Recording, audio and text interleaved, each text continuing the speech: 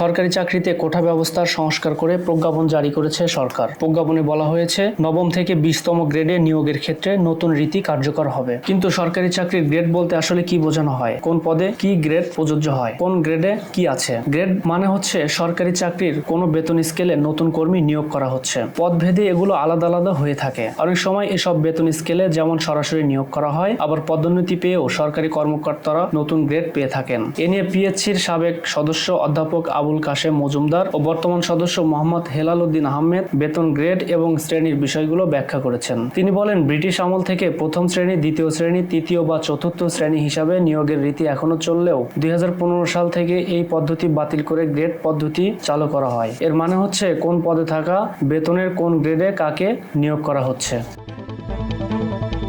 নবম থেকে 20তম গ্রেডের মধ্যে আগের প্রথম থেকে চতুর্থ শ্রেণী পর্যন্ত সকল শ্রেণীর চাকরির নিয়োগ আওতাভুক্ত রয়েছে।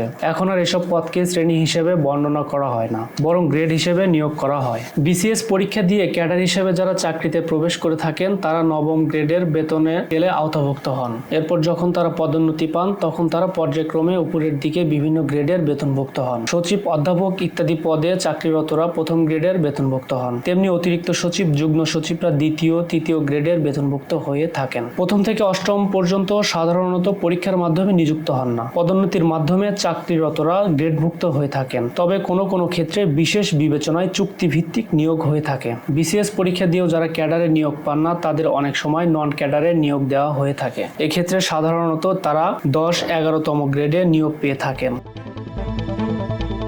অনেক সময় এসব গ্রেডে সরাসরি নিয়োগও হয়ে থাকে। আগে যেসব পদে দ্বিতীয় শ্রেণীর কর্মকর্তা হিসেবে নিয়োগ করা হতো, এখন সেসব পদে 12, 13, 14তম গ্রেডের আওতায় নিয়োগ করা হয়ে থাকে। নিচের গ্রেড থেকে কেউ পদোন্নতি পেয়েও এ সকল গ্রেডে বেতনভুক্ত হয়ে থাকেন। এই গ্রেডের পদগুলোর মধ্যে রয়েছে প্রশাসনিক কর্মকর্তা, প্রাইমারি স্কুলের প্রধান শিক্ষক ইত্যাদি। অতীতে তৃতীয় শ্রেণী হিসাবে পরিচিত যেসব চাকরি ছিল সেগুলোকে এখন 15, 16, 17 নম্বর বেতন গ্রেডের আওতাভুক্ত করা হয়েছে। করণিক সহকারী কর্মকর্তা, কম্পিউটার অপারেটর ইত্যাদি পদ এখন এসব বেতন স্কেলের মধ্যে রয়েছে। আর ঝাড়ুদার, নৈশপ্রহরী, পিয়ন ইত্যাদি পদে নিয়োগগুলো শুরু হয় 18, 19, 20তম গ্রেড থেকে। অনেক ক্ষেত্রে এসব পদে 20তম গ্রেডে নিয়োগ করা হয়। পরবর্তীতে তাদের বেতন বাড়লে তারা 19তম গ্রেড বা 18তম গ্রেড পেয়ে থাকেন। পদোন্নতি হলে তারা আরো উপরের দিকে গ্রেডও পেয়ে থাকেন।